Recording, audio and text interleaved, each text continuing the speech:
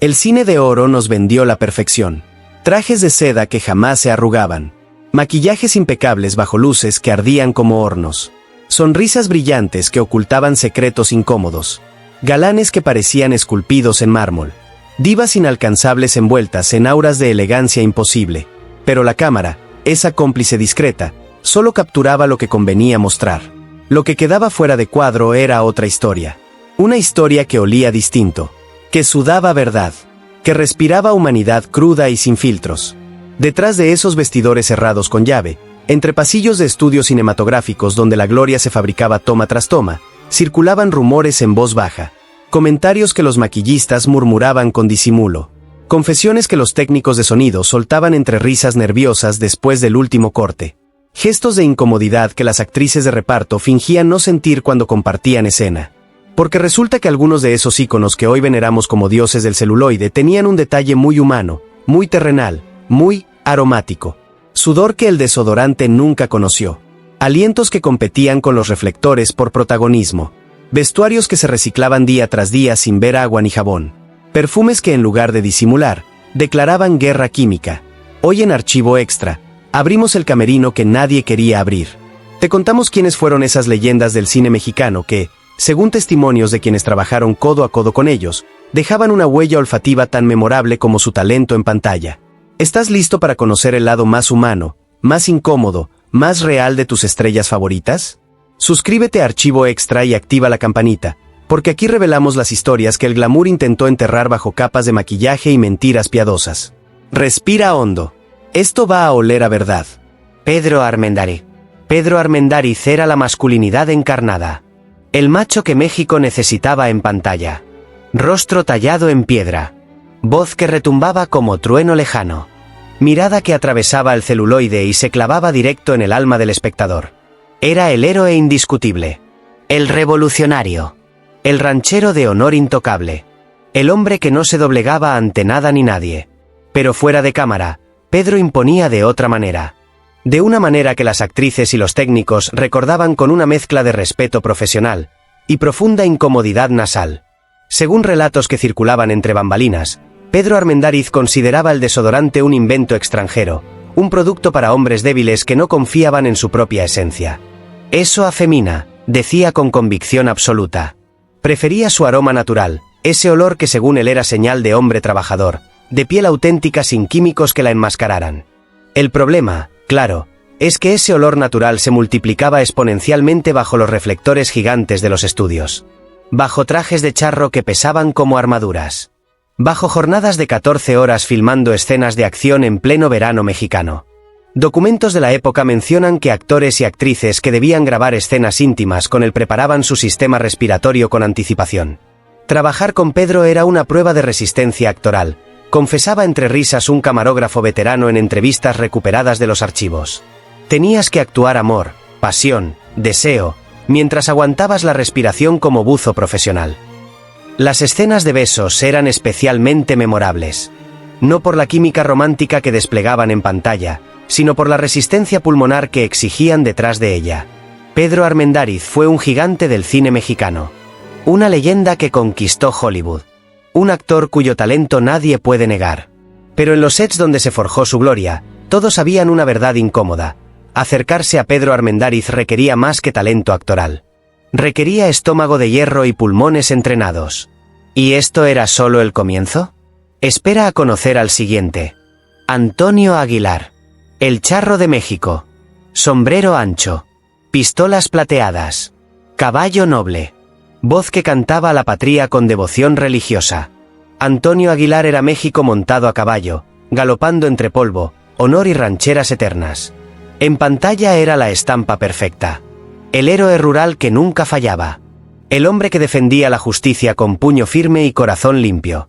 Pero cuando las cámaras dejaban de rodar, cuando el director gritaba corte y los reflectores se apagaban, Antonio seguía siendo el mismo charro auténtico. Demasiado auténtico. Porque Antonio no solo actuaba de vaquero. Vivía como vaquero. Y eso incluía ciertos detalles aromáticos que no todas las narices estaban preparadas para procesar. Fuentes de la época relatan que Antonio pasaba horas filmando bajo el sol, entre caballos, establos, tierra levantada por cascos y sudor acumulado bajo trajes de charro que no conocían la palabra transpirable. Y cuando terminaba la jornada, simplemente seguía con el mismo atuendo. La misma camisa empapada. El mismo sombrero pegado al cuero cabelludo como segunda piel. Antonio olía a charro porque era charro de verdad, contaba un sonidista en testimonios rescatados de archivos antiguos. Pero ese realismo olfativo era demasiado real para un set cerrado. No era por falta de recursos ni por descuido deliberado. Era simplemente que para Antonio, el personaje y el hombre eran uno solo. Y ese hombre prefería el aroma del campo, del caballo, del trabajo honesto bajo el sol, antes que cualquier perfume embotellado. Los técnicos de sonido aprendieron a colocar sus micrófonos con estrategia militar. Los actores secundarios agradecían las escenas al aire libre. Y los vestuaristas rogaban en silencio que al menos cambiara de camisa entre una película y otra. Antonio Aguilar fue un ícono. Un símbolo nacional. Un artista completo que dejó huella en generaciones enteras. Pero en los estudios donde grabó más de 150 películas, su huella olfativa también quedó registrada. Y créeme, era tan memorable como sus canciones. Aunque si pensabas que esto no podía empeorar, te equivocas. Dolores Camarillo Frosea. Siempre estaba ahí. En segundo plano. Haciendo reír con un gesto. Fraustita, la eterna sirvienta cómica. La vecina metiche. La tía regañona que todos reconocían al instante. Dolores Camarillo fue una de las actrices secundarias más constantes del cine de oro. Trabajadora incansable. Profesional hasta la médula. Pero con una rutina de vestuario que dejaba mucho que desear en el departamento de frescura textil. Según relatos de quienes compartieron foro con ella, Fraustita tenía una práctica muy particular. Repetir vestuario de un día para otro sin que la ropa pasara por agua, jabón ni siquiera una ventana abierta. No era por dejadez ni falta de higiene personal. Era simplemente por supervivencia logística. Fraustita vivía contra el reloj. Salía de un set y corría al siguiente. Usaba transporte público. Cargaba su propio vestuario. No tenía chofer ni asistente personal que le organizara la vida como a las grandes estrellas. Y en las escenas físicas, esas donde tenía que caer, empujarse, bailar como si no hubiera mañana, sudaba con intensidad olímpica. Ese sudor quedaba impregnado en blusas, faldas y delantales que al día siguiente volvían a ponerse sin pasar por proceso de limpieza alguno. Los técnicos de iluminación tenían un ritual no escrito. Cuando sabían que venía escena con Fraustita después de varios días de rodaje continuo, abrían discretamente las ventanas del estudio. Algunos incluso colocaban ventiladores estratégicos que casualmente apuntaban en dirección al área de grabación. No era maldad. Era supervivencia colectiva. Fraustita nunca se dio cuenta. O tal vez sí, pero tenía cosas más importantes en la cabeza. Llegar a tiempo, saberse los diálogos, hacer reír al público, llevar dinero a casa. Ella fue una trabajadora ejemplar. Una actriz que construyó carrera a base de constancia y talento secundario que sostenía películas enteras. Pero en los estudios donde filmó cientos de escenas, su nombre también venía acompañado de una advertencia silenciosa. Hoy graba Fraustita. Traigan pinzas para la nariz. Y cuando creas que ya tocamos fondo, aparece la siguiente historia. Evita Muñoz Cháchira. La niña de México. Ojos enormes que lloraban ríos en cada escena. Voz aguda que partía corazones. Evita Muñoz, Chachita, fue la estrella infantil más explotada y más amada del cine de oro. Filmaba todos los días de la semana. A veces 2 películas simultáneamente. Iba del salón de clases directo al estudio. Del estudio a otro estudio. Del llanto dramático al baile cómico. Sin respiro. Sin infancia normal. Sin tiempo para casi nada. Y entre ese casi nada estaba, por supuesto, la ducha diaria.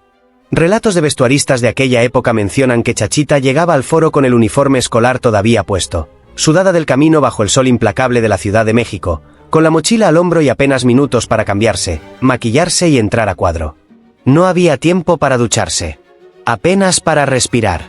El aroma que traía consigo era el de una niña real. Sudor infantil mezclado con tiza de pizarrón, tierra de recreo y ese olor particular de quien lleva horas corriendo bajo el sol capitalino. Los maquillistas lo sabían.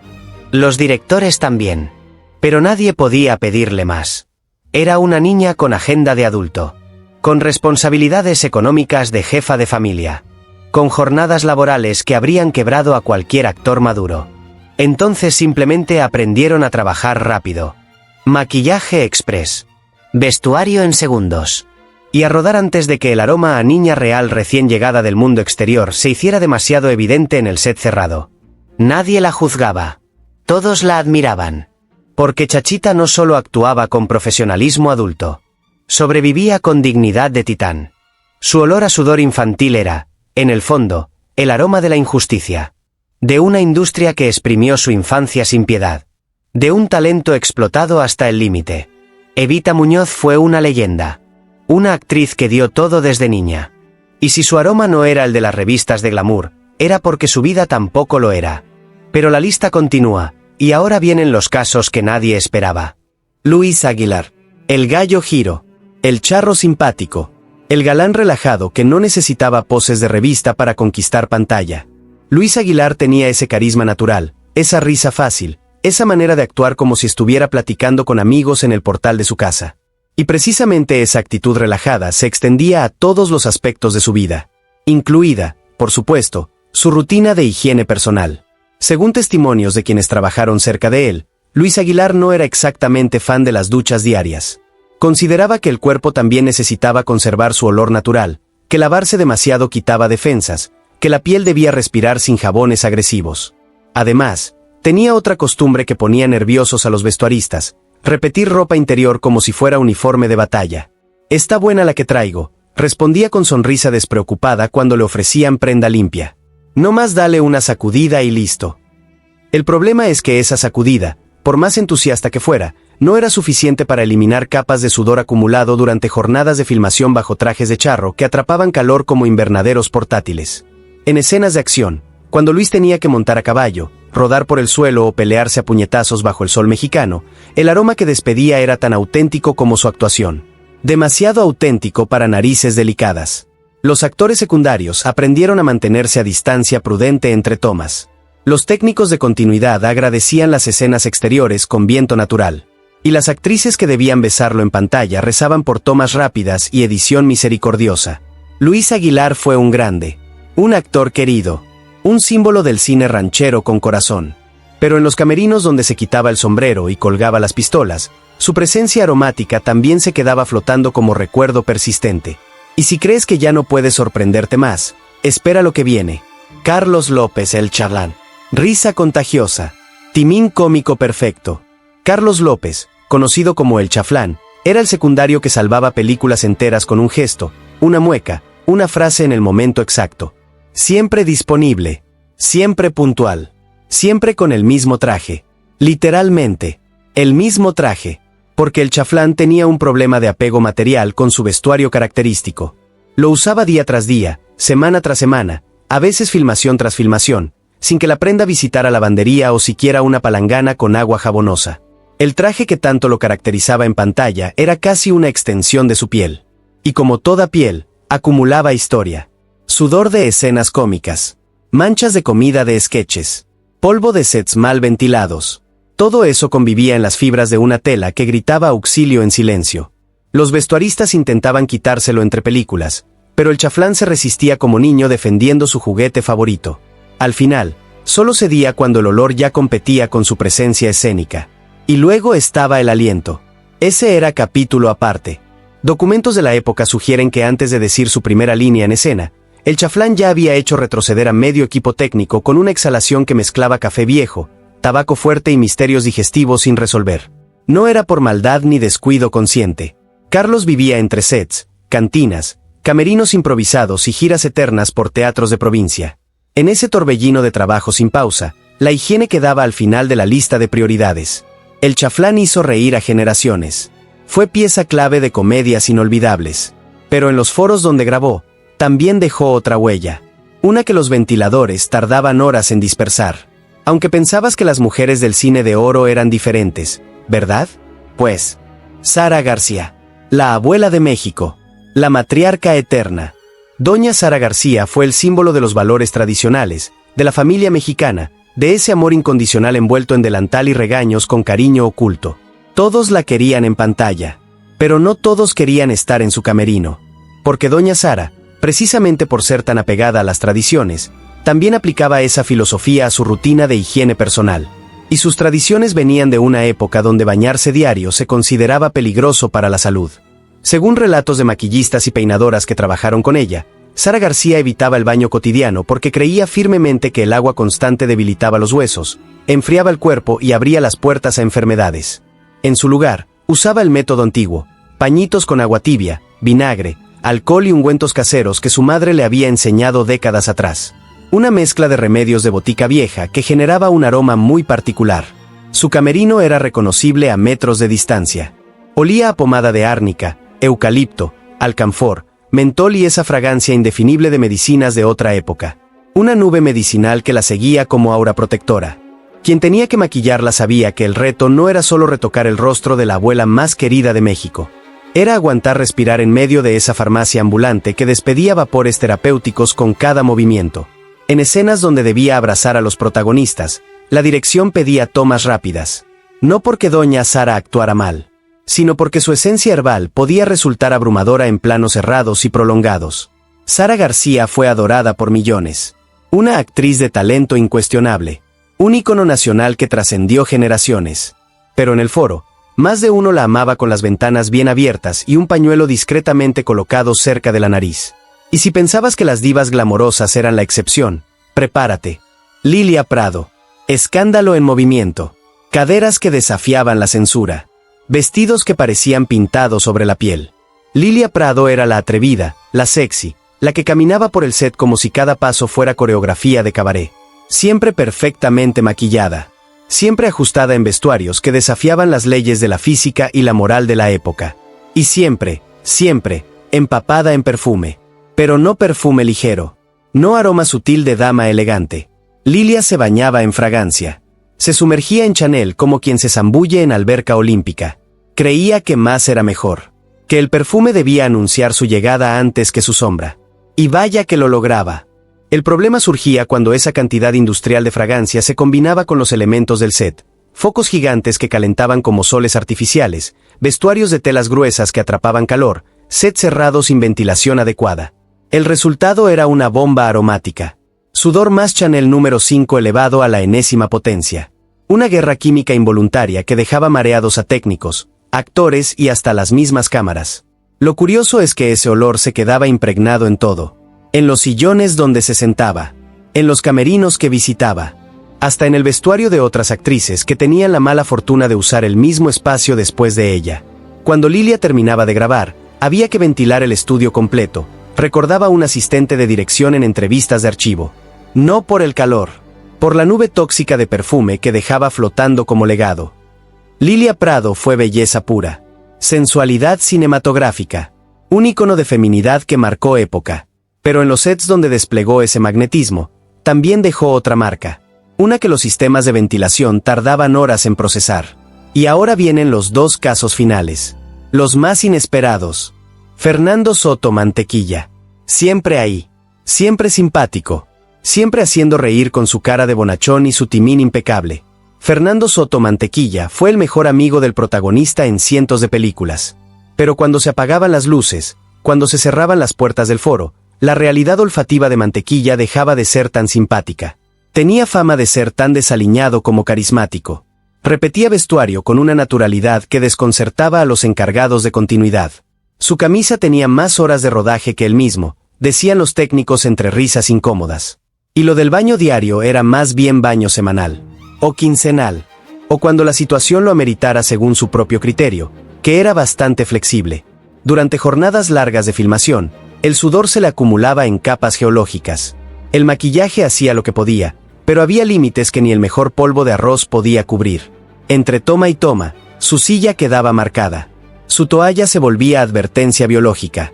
Su espacio personal se expandía naturalmente porque nadie quería invadir la zona de influencia aromática. Mantequilla era querido por todos. Trabajador incansable. Actor generoso que nunca se robaba escenas. Pero en los sets donde filmó, también era conocido por otra razón. Después de grabar con él, todos necesitaban salir a tomar aire fresco. Literalmente. Y llegamos a las dos últimas. Las más impactantes. María Félix. Glamour. Elegancia. Altivez. María Félix era el paquete completo de sofisticación cinematográfica. La mujer que caminaba como reina y miraba como diosa. Pero lo que muchos no sabían es que su concepto de refinamiento era radicalmente distinto al de las revistas de moda europeas. María detestaba los perfumes comerciales. Rechazaba el desodorante con desprecio aristocrático. Una mujer debe oler a mujer, proclamaba con esa seguridad absoluta que la caracterizaba. No a químicos de laboratorio. Y bajo ese mantra, usaba aceites naturales de origen dudoso que dejaban un aroma fuerte, terroso, penetrante.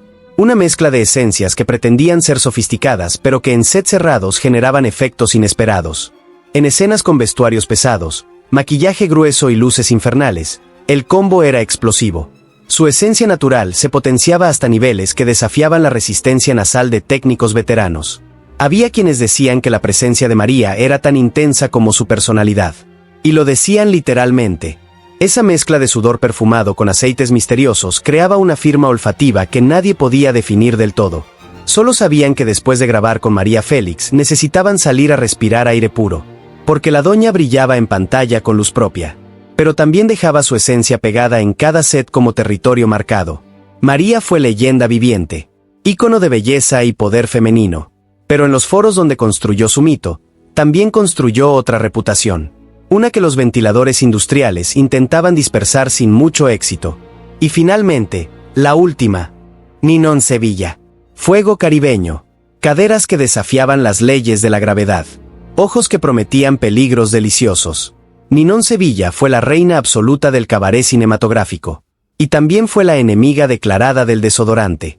No por descuido, por convicción filosófica. Ninón creía fervientemente que los productos antitranspirantes bloqueaban su energía sexual, que el cuerpo debía liberar todo lo que sentía sin barreras químicas, que sudar era parte del proceso creativo y erótico. Y vaya que lo liberaba. Bailaba como si el tiempo no existiera, bajo luces que quemaban como soles tropicales, con vestuarios diminutos que no dejaban nada a la imaginación y tampoco dejaban respirar la piel, sin una sola gota de inhibición física ni olfativa. Sus números musicales eran maratones de energía pura, movimientos imposibles, ritmo salvaje y sudor, mucho sudor. Cuando el director gritaba corte, la realidad olfativa se imponía sobre el set como verdad incómoda. Los bailarines que compartían escena con ella la adoraban profesionalmente, pero cuando terminaba la toma, muchos daban un paso atrás discreto. Algunos buscaban toallas, otros simplemente respiraban por la boca. Era pasión pura en movimiento. Pero también era intensidad en todos los sentidos. Su aroma, según quienes trabajaron con ella, podía levantar pasiones, o dejar inconsciente al incauto que se acercara demasiado después del tercer número musical sin descanso. Ninón Sevilla fue arte en carne viva. Sensualidad sin filtros. Una fuerza de la naturaleza que marcó al cine de rumberas para siempre. Pero en los estudios donde grabó, también dejó su marca aromática. Una que los sistemas de aire acondicionado recordaban con pavor. Eran dioses de celuloide, leyendas que brillaban con luz propia, íconos que el tiempo convirtió en estatuas de oro y nostalgia. Pero también eran humanos, profundamente, incómodamente, aromáticamente humanos. Detrás del maquillaje perfecto que ocultaba imperfecciones, detrás de los vestuarios de gala que se veían inmaculados en pantalla, había cuerpos que sudaban verdad bajo reflectores implacables. Había trajes sin lavar que cargaban historia en cada fibra. Había alientos poderosos que competían con los diálogos. Había esencias naturales que convertían los sets en campos de batalla olfativos. Y tal vez, solo tal vez, eso los hace más reales, más cercanos, más nuestros. Porque la perfección que nos vendieron era mentira hermosa. La verdad olía distinto. Olía a sudor honesto, a vestuarios reciclados, a perfumes excesivos, a humanidad sin filtros. Ellos nos dieron su talento, su dedicación, su arte, y nosotros les perdonamos todo lo demás, incluso lo que nuestras narices preferirían olvidar. Porque al final, ¿qué prefieres tú? ¿Un actor impecable pero sin alma? ¿O una leyenda inolvidable que huele como camerino de cabaret después de doble función? La respuesta está en tu corazón, y tal vez también en tu sentido del olfato. Si esta historia te movió algo en el pecho, suscríbete a Archivo Extra, activa la campanita y déjanos en los comentarios. ¿Cuál de estos casos te sorprendió más? Aquí en Archivo Extra recordamos lo que el tiempo quiso borrar. Lo bello y lo incómodo. Porque las leyendas también sudaban. Dale like si este viaje al pasado te tocó.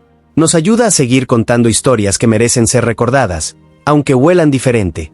Hasta la próxima revelación. Hasta el próximo secreto que el glamour intentó enterrar.